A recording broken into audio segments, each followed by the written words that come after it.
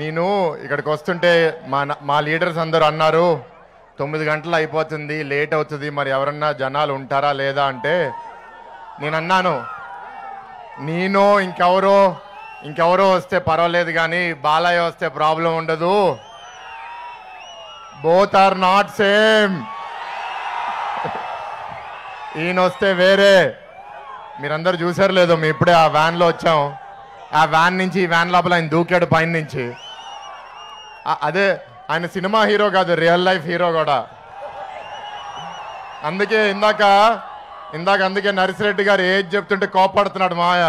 ఆయన ఏజ్ మాకన్నా యంగ్స్టర్ ఆయన. అదే మా అబ్బాయి కూడా తాత అని పిలిస్తే ఇష్టపడరు, నన్ను బాలా అని పిలవమంటారు ఆయన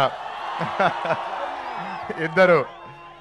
సో ఇవాళ చాలా లాంగ్ డే అండి. తూర్పు నియోజకవర్గం, పశ్చిమ, ఉత్తరం అంతా పూర్తి చేసుకుని ఇప్పుడే మీ దగ్గరికి వస్తున్నాం. మీ అందరు ఉత్సాహం చూస్తుంటే చాలా చాలా ఆనందంగా ఉంది.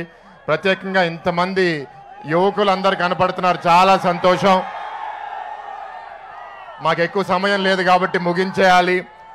ప్రధానమైన సమస్యలు ఇక్కడ బాలకృష్ణ గారికి కూడా చెప్పాలి.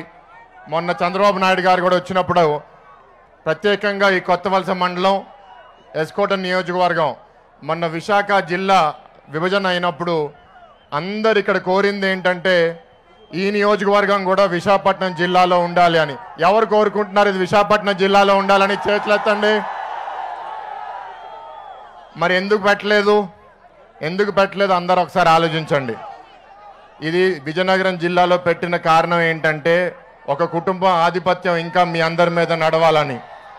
మీరు విశాఖపట్నంలో మీరు అందరు కలిసి ఉంటే, ఒక ఎంపీగా నేను రేపు గెలిస్తే మీకు ఏదైనా సహాయం చేయాలంటే జిల్లా ఎంపీ ఒక దగ్గర ఉంటే ఎంత ఈజీగా ఉంటుందో అందరు ఆలోచించండి.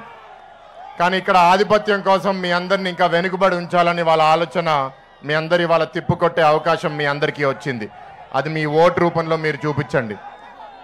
పెందుర్తి నుంచి అరకు రోడ్డు అది 6 లేన్లు చేయాలని ఎన్నో సంవత్సరాల నుంచి అంటే 4 లేన్లని అందరు అడిగితే మొన్న బాబు గారు 4 లేన్లు సరిపోవు, అది 6 లేన్లు చేయాలని మొన్న ఆయన చెప్పారు. తప్పకుండా అది కూడా మేము అందరం చేస్తాం. ఇక్కడ చాలా మంది యువకులకి ఈ 5 సంవత్సరాల్లో ఉద్యోగాలు వచ్చినాయా? మీకొచ్చినాయా? ఇంజనీరింగ్ చదివిన పిల్లలకి, డిగ్రీ చదివిన పిల్లలకి 5,000 రూపాయలు ఇచ్చే వాలంటీర్ ఉద్యోగం చాలా మంచి ఉద్యోగం కావాలి కదా. 2014 నుంచి 19 మధ్యలో తెలుగుదేశం ప్రభుత్వంలో 70,000 ఉద్యోగాలు ఈ ప్రాంతంలో సృష్టించాం. అది ఒఫీషియల్గా ఇండస్ట్రీస్ మినిస్ట్రీ ద్వారా వచ్చిన డేటా. అది కాకుండా ఇంకా చాలా ఉద్యోగాలు వచ్చి ఉంటాయి. ఉద్యోగ కల్పన ఎట్లా చేయాలని చంద్రబాబు గారు అప్పుడు ఆలోచిస్తే, ఇప్పుడు ఈ వైసీపీ ప్రభుత్వం మిమ్మల్ని ఎట్లా పేదల్లాగా ఉంచాలని ఆలోచిస్తున్నారు. ఈ వైసీపీ ప్రభుత్వం పేదల పట్ల ప్రభుత్వం కాదు, ఇది మిమ్మల్ని పేదరికంలో ఉంచాలని అనుకునే ప్రభుత్వం. మీ అందరూ ఆలోచించవలసిందిగా మీ అందరినీ కోరుతున్నాను. ఇవాళ పిల్లలకి చదువు లేకపోతే, ఉద్యోగ అవకాశాలు లేకపోతే మీ భవిష్యత్తుకి ఏమవుతుంది? మీ అందరూ ఒకసారి ఆలోచించండి. రాష్ట్రం ఇవాళ అధోగతి పాలైపోయింది, అప్పుల పాలైపోయింది. 13.5 లక్షల కోట్ల అప్పు రాష్ట్రం మీద ఉందంటే రేపు గెలిచిన తర్వాత ఏం చేయగలుగుతాం మేము? ఇవాళ మీకు అక్కడ బీజేపీ నాయకులు ఉన్నారు. బీజేపీతో పొత్తుకెళ్ళడానికి ప్రధానమైన కారణం అది. కేంద్ర ప్రభుత్వం నుంచి సహాయం తీసుకోవాలి, నిధులు తీసుకుని రావాలి, పెట్టుబడులు తీసుకుని రావాలి. రేపు విశాఖ పార్లమెంట్లో అభివృద్ధి చెందాలి అంటే లీగలైజ్ చేయాలి. చట్టబద్ధత.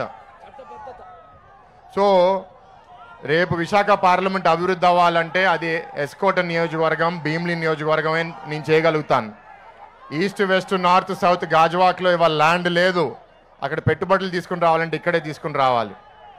ఇక్కడ గతంలో చాలా ప్రాజెక్ట్స్ తీసుకుని రావాలని, ట్రైబల్ యూనివర్సిటీ తీసుకుని రావాలని బాబు గారు పనిచేస్తే ఈ 5 సంవత్సరాల్లో ఇక్కడ ఏవీ టేక్ ఆఫ్ అవ్వలేదు. చాలా బాధ కలుగుతుంది.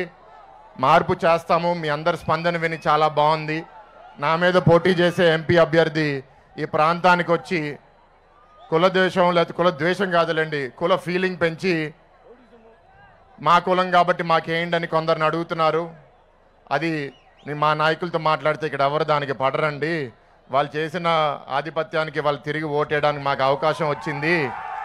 తప్పకుండా మేము అది ఓటు రూపంలో చూపిస్తాము. ఇవాళ తెలుగుదేశం పార్టీ ఇక్కడ అభ్యర్థి లలిత్ కుమార్ గారిని నన్ను ఎంపీగా సెలెక్ట్ చేశారు. మీ అందరి స్పందన ఎక్కడికి వెళ్తే చాలా బాగుంది. మీరు మంచి ఓటింగ్ మెజారిటీ ఇవ్వాలని కోరుకుంటున్నాము. ఈ నియోజకవర్గ అభివృద్ధి కోసం నా బాధ్యత తప్పకుండా నేను వహిస్తాను. చంద్రబాబు గారు, పవన్ కళ్యాణ్ గారు, మోడీ గారు ఆశీస్సులతో విశాఖ నగరం ప్రపంచవ్యాప్తంగా ఒక గొప్ప నగరంగా తీర్చిదిద్దాలనేది నా లక్ష్యం. మీ అందరి సహాయంతో తప్పకుండా చేస్తాం. ఇక్కడ మా నాయకులు గొంపకృష్ణ గారు, సుధారాజు గారు, మా అందరూ సుధారాణి ఎట్లయినా ఆవిడ ఒక పదవి పెట్టుకుని కాంగ్రెస్ వదిలి ఎందుకు వచ్చింది? ఎవరన్నా వస్తే ఎందుకు వస్తారు? పదవి కోసం వస్తారు. కానీ పదవి పెట్టుకుని ఎందుకు వచ్చింది? మనం గెలుస్తున్నామని వాళ్ళకి అందరికీ అర్థమైపోయింది కాబట్టి ఇవాళ అక్కడ వాళ్ళకి గౌరవం లేదు కాబట్టి గౌరవం లేని దగ్గర ఉండకూడదని వచ్చారు. సూచనలన్నీ చాలా బాగున్నాయి. ఇక్కడ జనసేన నాయకులు, బీజేపీ నాయకులు, తెలుగుదేశం నాయకులు అందరూ కలిసికట్టుగా పనిచేసి ప్రతి మండలంలో 2014లో ఇచ్చిన మెజారిటీ కన్నా మంచి మెజారిటీ ఇవ్వవలసిందిగా మీ అందరినీ కోరుతున్నాను.